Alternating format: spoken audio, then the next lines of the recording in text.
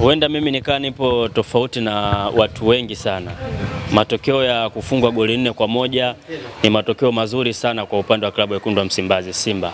Kwa sababu inaenda kumsaidia kocha kwa maana Pantev, kwa sababu mara nyingi sana klabu kama Manchester United wamekuwa wakifanya vizuri sana kwenye pre-season. Kila mechi wao wanashinda. Lakini ligi ikianza wanakuwa bovu. Pengine labda tunaweza tukaona kwamba wanashindwa kujua ni wapi ambapo kuna madhaifu yao na kuendelea. Lakini kwa kocha Dimitri Pantev, mchezo wa kwanza ameweza kushinda, pengine labda kwenye ile grafu yake kwenye kutengeneza logbook za coach anaweza kaangalia akaona kwamba kila sehemu ametiki kwa maana timu yake ipo vizuri, lakini akajaribu kutafuta mchezo mwingine ambao walau hajaribu kubadilisha wachezaji kuona na kuaje. Kwenye kufungwa amejua sehemu gani kuna matatizo. Ukiangalia bado zimebaki siku chache ambazo anaweza akaeka sawa. Kwenye mechi za kirafiki zinakuwa ni tofauti. Mchezo wa kwanza uliopigwa Simba akashinda goli 1-0 ilikuwa ni mechi ya kirafiki. Kwa maana mechi ya kirafiki wanafuata sheria zote 17 za FIFA. Isipokuwa tu sehemu moja ambapo makocha wanakubaliana kwamba kuwe na sabu labda zozote ambazo unazihitaji kwa maana kufanya mabadiliko ya mchezaji ama la, ni hapo ndio ni mechi ya kirafiki. Lakini kuna mechi ya kirafiki mazoezi ambayo imechezwa jana ambao Simba ndo akapoteza.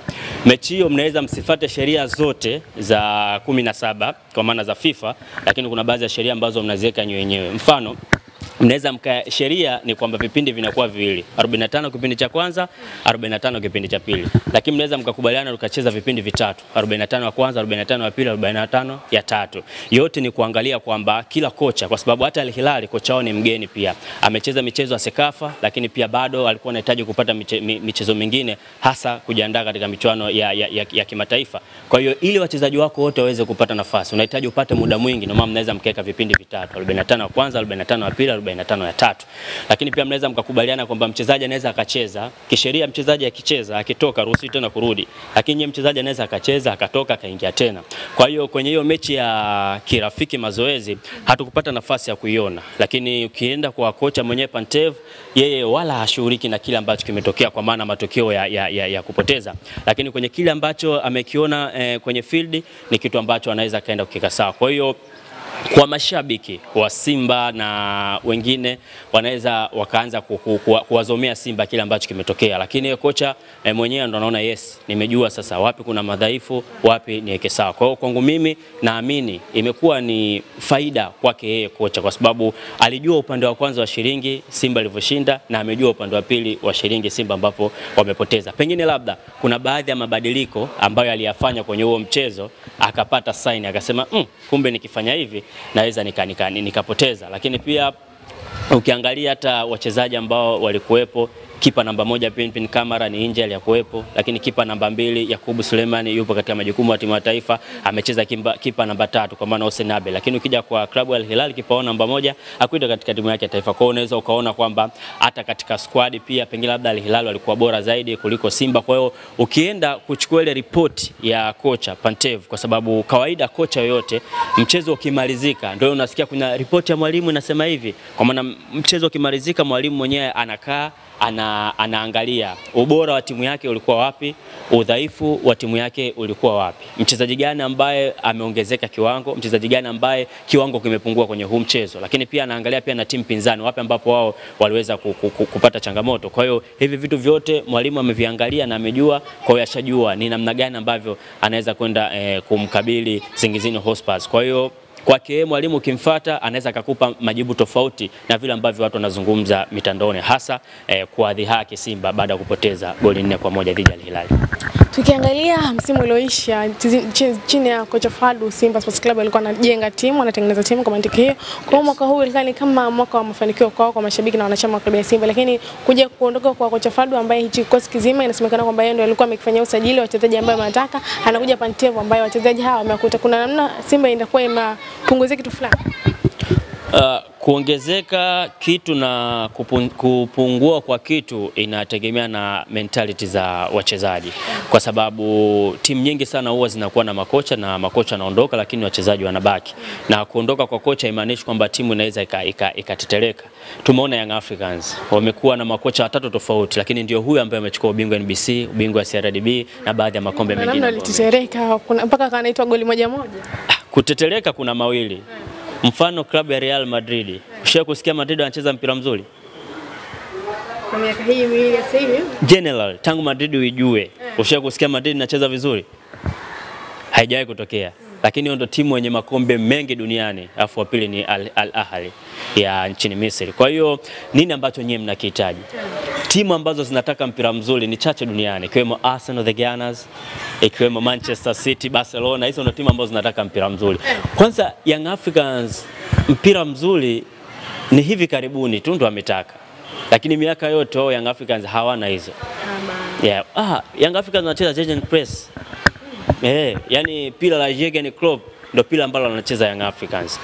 Kwa maana piga pasi ndefu unafika unaenda una score. Ndio maana ndio maana Young Africans umeona ile gusa achia twende kwao. Huo ndo mpira wa Young Africans. Lakini sijui pasi kupossess nini, huo ni mpira wa Simba kwa maana mpira biliani. Kwa hiyo wao Young Africans walikuwa na mpira wao. Ndio maana Young Africans ndio timu ambayo imekuwa na mawinga wengi wazuri, kina Mlisho Khalfan Ngasa na baadhi ya mawinga wengi ambao wamepita. Mpira wa Young Africans ulianza kubadilika ule msimu wa 3 wa kocha Nasreddine Nabi, ndio Young Africans kuona imebadilika. Lakini huku nyuma Young Africans wao walikuwa wanacheza objective tu, mpira ambao wa kasi, wanaenda mbele, wanaenda wana score. Pengine labda wameona soka la sasa limebadilika kwa sababu timu nyingi sana zinaangalia sana maelekezo, ndio Young Africans wameweza kuwa wamebadilika. Lakini leo hii Young Africans wakicheza vizuri wakakosa kombe, hiyo itakuwa topic kubwa sana kuliko Young Africans kucheza vibaya na kuchukua kombe. Itakuwa topic kubwa. Tofauti itakuwa kubwa. Young Africans wanahitaji zaidi makombe kuliko kucheza mpira mzuri. Na ndio maana ujue Engineer Hersi kwa nini amekazania anamtaka sana Romain Folz. Kwa sababu Engineer Hersi ameshiriki kwenye baadhi ya kikao cha FIFA pamoja na kikao cha CAF. Kwenye kile kikao cha FIFA alikutana na Nasser Al-Khelaifi, huyu ni rais wa klabu ya Paris Saint-Germain, lakini alikuwa Dani Levy, huyu ni mwenyekiti wa klabu ya Tottenham Hotspur. Kwa hiyo unaweza kuona hawa ni viongozi ambao kwa nyakati tofauti wamepitia kwenye timu yao. Tottenham Hotspur wakati wanamchukua Pochettino amedumu pale kwa miaka kadhaa. Wakati upo Pochettino, Tottenham walikuwa wanapitia kwenye shida, lakini bado Dani Levy alikuwa anabaki naye mpaka akafika hatua Tottenham akaja kucheza finali ya Champions League, kitu ambacho ni kikubwa sana, kitu ambacho walikuwa wanadhihakiwa na klabu ya Arsenal kwa sababu walikuwa wanasema wao wamecheza finali 2006 Champions League, wao walikuwa hawajacheza. Chini ya Pochettino wameweza kufanya hivyo. Ni kitu gani? Kwa hiyo wakati Engineer Hersi anakutana na Dani Levy kule, alijua kwamba ili timu ifanye vizuri pia inahitaji uvumilivu. So unamleta kocha tu, kelele za mashabiki unaanza kutoka katika mstari, mwisho wa siku unakuja unakosa kile ambacho unakihitaji. Lakini pia hiyo imetokea kwa Nasser Al-Khelaifi na klabu yake ya Paris Saint-Germain. Kuna wakati alikuwa ana makocha bora, kuna wakati alikuwa na wachezaji bora, kina Ronaldinho, Gaucho, na baadhi ya wachezaji wengi, kina Mikel Arteta nao wamepita hapo, Lionel Messi, Kylian Mbappe, wamepita wachezaji bora sana iconic, lakini hawakuwahi kuchukua Champions League. Lakini wamekuja kuchukua Champions League sasa hivi, kina Ashraf Hakimi, kina Kicha Kvaratskhelia,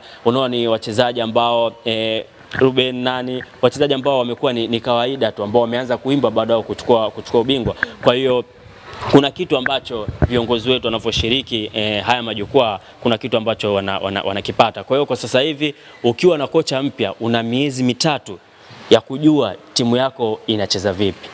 Ukiangalia sasa hivi Romain Folz bado hajakamilisha ile miezi 3, na miezi 3 hiyo pia unahitaji mechi 5 za mashindano. Mechi 5 za mashindano kwa haraka sidhani kama zimekamilika. Amecheza 2 home and away za Premier Stage ya CAF Champions League 2. Amecheza 2 ligi kuu, bado ana mchezo mmoja. Kwa hiyo ngao ya jamii kwangu mimi bado sioni kama ni mchezo wa kimashindano. Kombe pale mbele. Kombe lenyewe si kwa ajili ya jamii. Bado hata England kombe hilo kachukua Crystal Palace.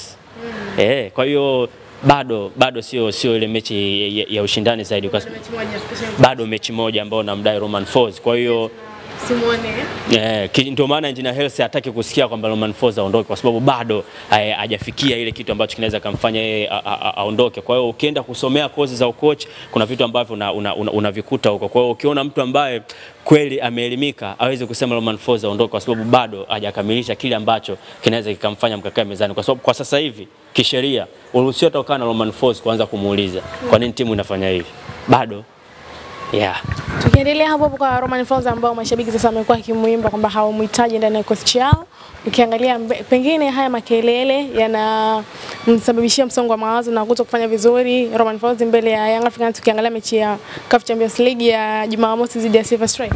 Katika vitu ambavyo nawasifu sana wenzetu ambao wanatoka Europe, hawajishughulishi na mitandao. Kabisa.